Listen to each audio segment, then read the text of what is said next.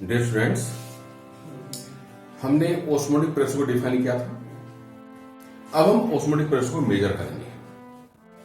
हमने क्या कहा था कि अगर किसी प्योर सॉल्वेंट और सॉल्यूशन को हम एक सेमी परमेबल मेम्ब्रेन से सेपरेट कर देते हैं तो सॉल्वेंट पार्टिकल्स सॉल्यूशन की तरफ को जाने स्टार्ट हो जाते हैं through semi permeable membrane.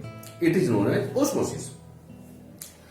Solution पर वो minimum pressure, the minimum pressure applied on a solution which prevents the osmosis is known as osmotic pressure. ये हम आपको बता चुके थे।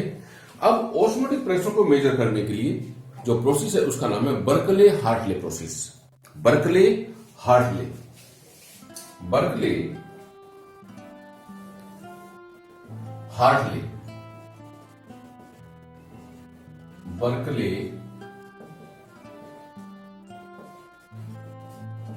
Hartley process. अब इसमें क्या करते थे ध्यान दीजिए। मैंने छोटा सा एक डायग्राम कोशिश करी है बनाने की। क्या करते हैं ध्यान दीजिए। ये कंटेनर है, इस कंटेनर के अंदर ये जो अंदर वाला है ये सोलवेंट भरा हुआ है। इसमें सोलवेंट, प्योर सोलवेंट। इसकी जो वॉल्स है ये सेमी परमेबल मेम्ब्रेन का काम करती है। बाहर क्या है? सॉल्यूशन। यहां से आपने क्या करा? ये सोलवेंट डाल दिया। ये क्या है? कैपिलरी। क्या है? कैपिलरी। ये सोलवेंट को डाल दिया। इट इज प्योर सोलवेंट और बाहर क्या है? सॉल्यूशन। जैसे आपने इसको फिट किया सॉल्यूशन में तो क्या होगा? सोलवेंट पार्टिकल्स सॉल्यूशन में जाने सो जाएंगे। ऑस्मोसिस होता है। ये जो पार्टिकल्स गए तो कैसे पता चलेगा? ये जो लेवल है ये नीचे तक सो जाएगा। यहां पर एक पिस्टन है, ये मैग्नेटर लगा हुआ है। तो आप पिस्टन से इस पर प्रेशर अप्लाई करेंगे। इतना प्रेशर अप्लाई करेंगे कि जो लेवल था कैपिलरी में पहला बिफोर ऑस्मोसिस वो लेवल वहीं चला जाए, उससे ज्यादा भी नहीं लगाएंगे। That pressure is known as osmotic pressure of the solution. It is Berkeley Hartley process. मैंने क्या बोला? ये कंटेनर होता है, इस कंटेनर के अंदर एक दूसरा कंटेनर फिट है जिसके अंदर प्योर सोलवेंट भरा हुआ है। बाहर सॉल्यूशन है जिस पर पिस्टन एंड मैग्नेटर लगे हुए हैं। आपने यहां से सोलवेंट को इसमें भरा हुआ है अंदर से। ये इधर एक कैपिलरी लगी हुई है। जैसे ऑस्मोसिस स्टार्ट होगा तो क्या होगा? सोलवेंट पार्टिकल्स नीचे की तरफ ऊपर की तरफ through semi permeable membrane solution में जाने स्टार्ट हो जाएंगे।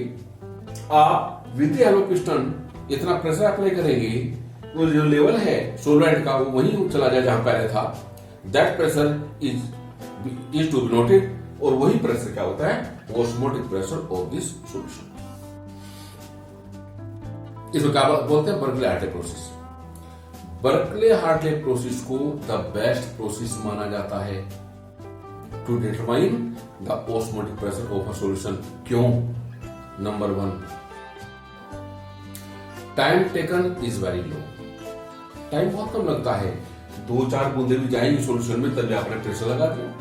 तो time taken is very low, बहुत कम टाइम लगता है। Number 2, it is very cheap. खर्च तो कुछ होता नहीं, कंटेनर है खाली, मैग्नेटर लगा हुआ है, तो it is very cheap. Readings are very accurate. जो आपको रिजल्ट्स मिलते हैं वो एकदम एक्यूरेट होते हैं। एरर की पॉसिबिलिटी बहुत कम होती है।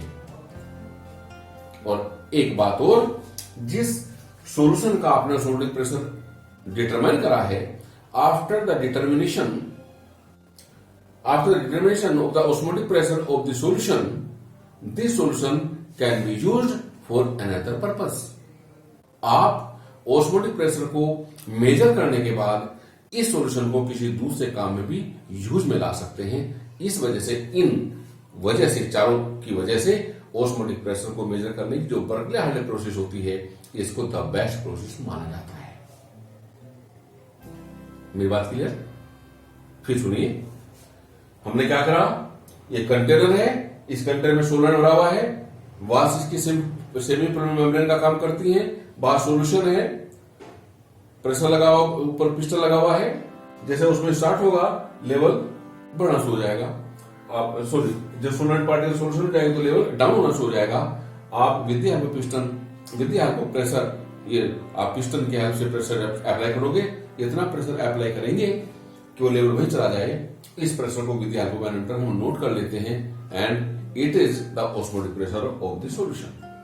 मैंने बोला कि इसको डिटरमाइन करने के जो तरीका है बल्कि आइडिया जिसको हम डिवाइस में मानते हैं, उसकी 4 वजह मैंने आपको बताई।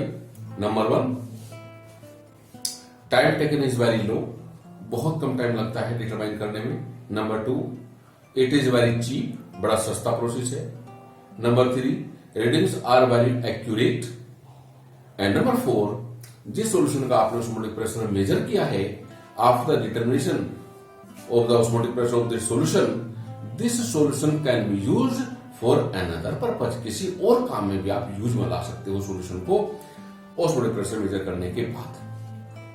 मेरी बात क्लियर? अब यहां पर 2-3 चीजें और होती है। रिवर्स ऑस्मोसिस, अगर हम by the way osmotic pressure से ज्यादा प्रेशर लगा देते with the help of piston, तो क्या होता? ऑस्मोसिस उल्टा हो जाता, यानी सॉल्यूशन ही सोलवेंट में जाना शुरू हो जाता। इसे बोलते हैं क्या? रिवर्स ऑस्मोसिस, प्रतिलोम परासरण। तो डियर फ्रेंड्स, मैं भी बोल रहा था थोड़ी देर पहले कि अगर किसी सॉल्यूशन पर हम एक्सटर्नल प्रेशर उसके ऑस्मोटिक प्रेशर से ज्यादा लगा दें तो क्या होगा? तो सॉल्यूशन के पार्टिकल्स सोलवेंट में जाने स्टार्ट हो जाएंगे। It is known as reverse osmosis, प्रतिलोम परासरण। क्लियर बात? अपोजिट डायरेक्शन हो जाएगा मूवमेंट ऑफ पार्टिकल्स। क्लियर है? अब यहां पर 3 चीजें और होती हैं। Isotonic solution, isotonic solution, hypotonic solution and hypertonic solution. ऐसे कोई दो सॉल्यूशन जिनके ऑस्मोटिक प्रेशर आपस में इक्वल होते हैं, बराबर होते हैं, दो solutions are said to be isotonic to each other. दो सॉल्यूशन लिए, दोनों का ऑस्मोटिक प्रेशर इक्वल है, तो क्या हुए? Isotonic solution. और अगर ऐसा नहीं है तो जिसका ऑस्मोटिक प्रेशर ज्यादा होता है उसको बोलते हैं हाइपरटोनिक सॉल्यूशन, और जिसका ऑस्मोटिक प्रेशर कम होता है उसे बोलते हैं hypotonic solution. The solution which have lower osmotic pressure is hypotonic and higher osmotic pressure वाले को क्या बोलते हैं? Hypertonic solution. क्लियर है? आपने गैसेस में बायस लो, चार्ल्स लो वगैरह पढ़े थे, तो ऐसे हमारे यहाँ सॉल्यूशन में भी कुछ रूल आप डिफाइन करेंगे, कुछ रूल्स को, वो मैं जिक्र करने जा रहा हूं।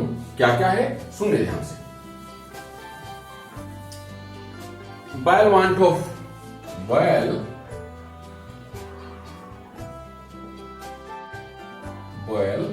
वांट ऑफ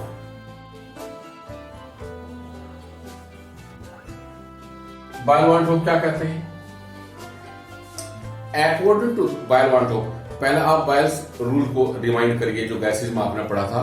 क्या होता है कि P जो होता है pressure is inversely proportional to the volume at constant temperature. इसी यहां सॉल्यूशन की बात आएगी। क्या कहता है रूल? ये कहता है at constant temperature the osmotic pressure of a solution is the osmotic pressure, pi से डिनोट करते हैं ऑस्मोटिक प्रेशर को, is directly proportional to concentration of that solution at constant temperature, और पाई प्रोपोर्शनल टू 1/v। भाई concentration ज्यादा होगी तो volume कम हो जाएगा। क्लियर? और pi is equal to k into 1/v। Boyle van't Hoff कहते हैं क्या? The osmotic pressure of a solution is directly proportional to its concentration at constant temperature. ये तो बॉयल वांट ऑफ है। एक चार्ल्स वांट ऑफ है।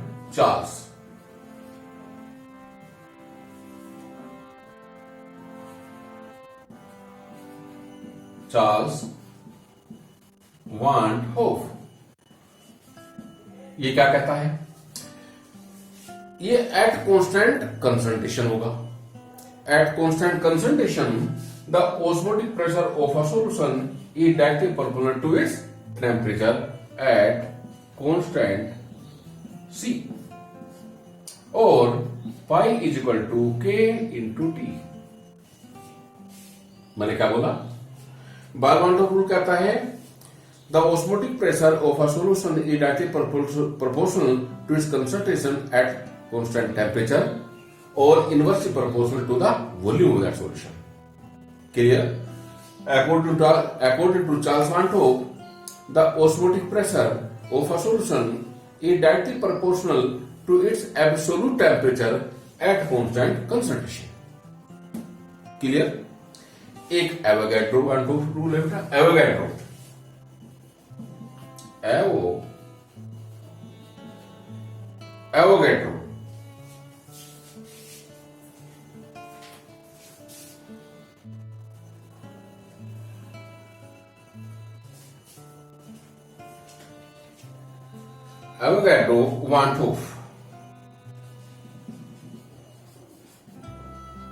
वांटोव rule क्या कहता है?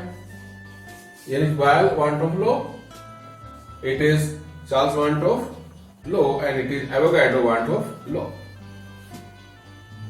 क्लियर है? ये क्या कहता है?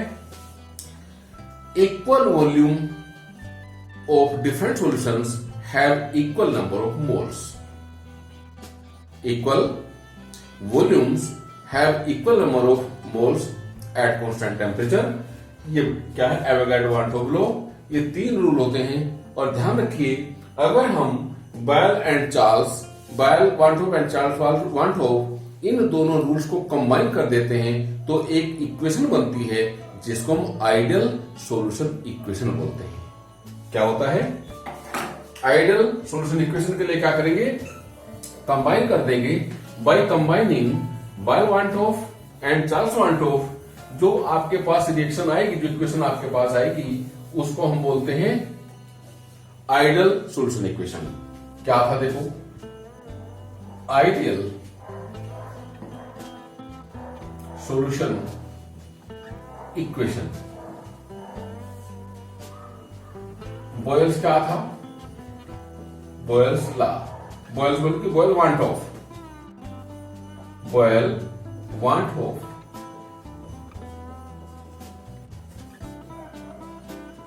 क्या था? Pi proportional to 1/v at constant T। Charles वांटोव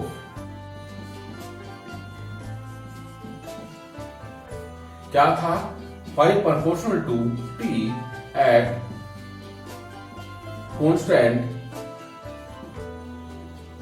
C। By combining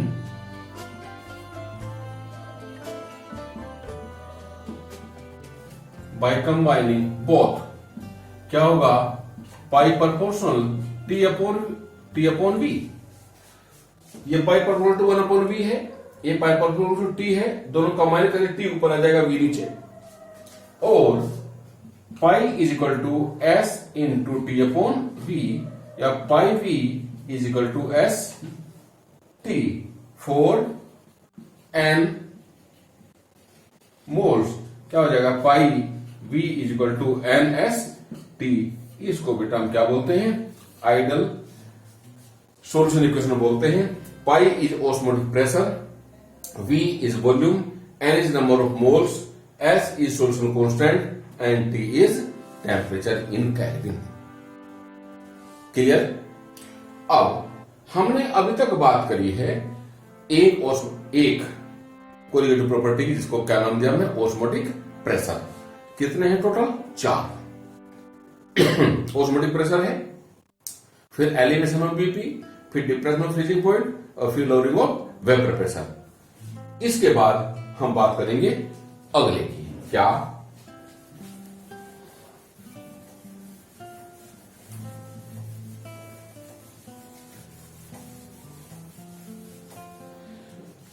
second जो हमारा सेकंड कोलिगेटिव प्रॉपर्टी है उससे पहले एक काम और कर लेते हैं। हम इसको बार बार बोल रहे हैं सेमी परमेबल। ये होती क्या है? Semi permeable membrane.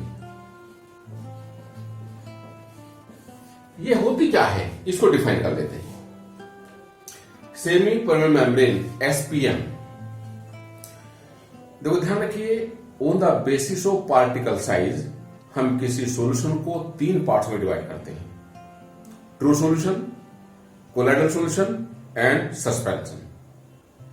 ऐसे सॉल्यूशन जो ट्रांसपेरेंट होते हैं, जिनमें सोल्यूट एंड सोलवेंट दोनों के पार्टिकल का साइज बिलो देन 1 नैनोमीटर होता है, उनको हम ट्रू सॉल्यूशन बोलते हैं।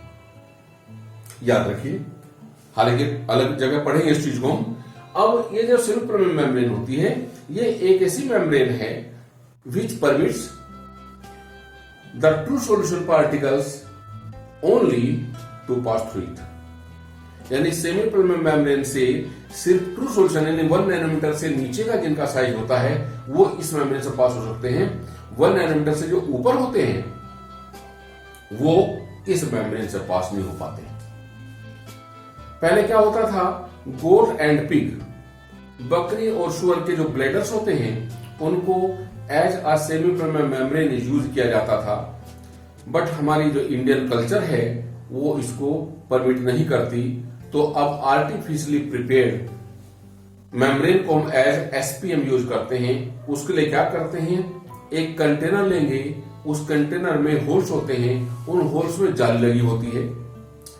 इस कंटेनर में थोड़ा सा potassium ferrocyanide K4FeCN6 and copper sulphate CSO4 मिलाकर इसको वेल सेक कर देते हैं, हिला देते हैं अच्छी तरह से। क्या होता है, कॉपर सल्फेट पोटेशियम फेरोसाइनाइड से रिएक्ट कर जाता है और कॉपर फेरोसाइनाइड बना देता है।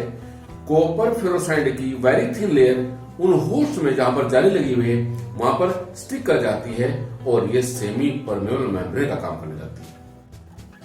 मैंने क्या बोला, एक कंटेनर लेते हैं जिसमें होल्स होते हैं, उस होल्स में जाली लगी होती है, तो K4FeCN6 एंड कॉपर सल्फेट दोनों को मिक्स कर देते हैं इसमें, तो कॉपर फेरोसाइड बन जाता है।